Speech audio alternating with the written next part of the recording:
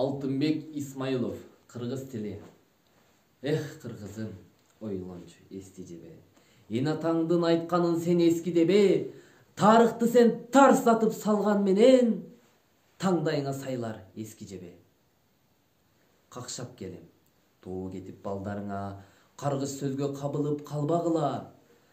Бурмаладык тилди деп кантип айтам, бабалардын байыркы арбагына. У чалканды мойнума артам дагы, улутумдун азабын тартам дагы.